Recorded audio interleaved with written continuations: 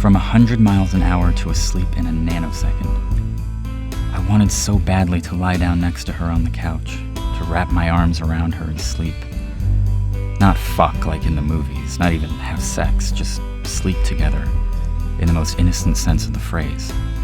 But I lacked the courage, and she had a boyfriend, and I was gawky, and she was gorgeous, and I was hopelessly boring, and she was endlessly fascinating. So I walked back to my room and collapsed on the bottom bunk, thinking that if people were rain, I was drizzle, and she was a hurricane.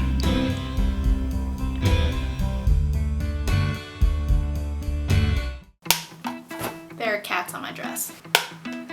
Hey guys! So that was Looking for Alaska by John Green, who is a pretty rad dude who's also written a couple of other YA novels like The Fault in Our Stars and Paper Towns, and is also one half of one of my favorite YouTube channels out there, the Vlog Brothers, DFTBA. So I'm going to talk real quick about why we picked this excerpt, which is a little bit different from why we picked the other literary shorts in this series. Back in October, when I had first discovered Tumblr through my work for Shipwrecked Comedy, which is another channel that I direct things for, I kept coming across this one drizzle hurricane metaphor, and I had an idea that we should just shoot a whole web series that's set entirely in the rain. Since it was partially inspired by this line from Looking for Alaska, I had Sean record it for our trailer.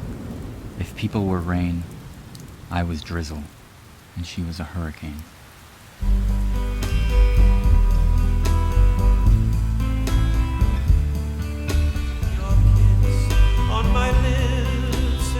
I'm pretty excited about that project. It is also literary inspired and also stars Sean and Mary Kate, so please, please, please check that out if you haven't yet, as well as the rest of our work over at Shipwrecked Comedy. When I had Sean record that line for the trailer, I had him read through the entire paragraph for a take, just for the sake of context. And when I was playing back through the takes and listening, I was like, hey, this is actually pretty good. Maybe I should like slap some music on it and release it. And then I was like, we could probably do one better and shoot something for it. And then I was like, we could probably shoot a whole bunch of things as long as we're shooting stuff. And so this series was born. So I really enjoyed Looking for Alaska, and I had many feelings about it. So if you have also read Looking for Alaska and have feelings about it, leave me your thoughts in the comments below and we can have a discussion party in the comments. Young adult fiction is probably my favorite genre of non-Jane Austen fiction out there, so if you have other YA fiction excerpts that you think would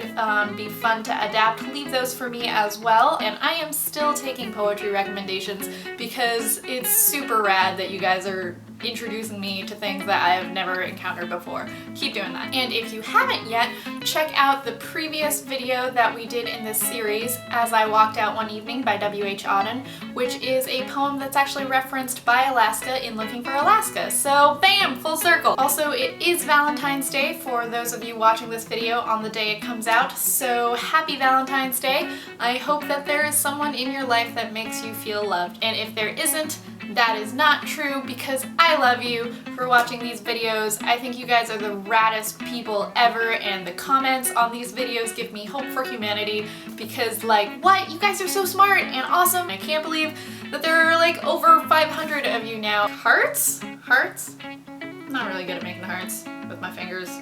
Hearts? Hearts. I still don't know how to end these videos, so I'm just gonna let Professor McGonagall, my slate, say goodbye for me.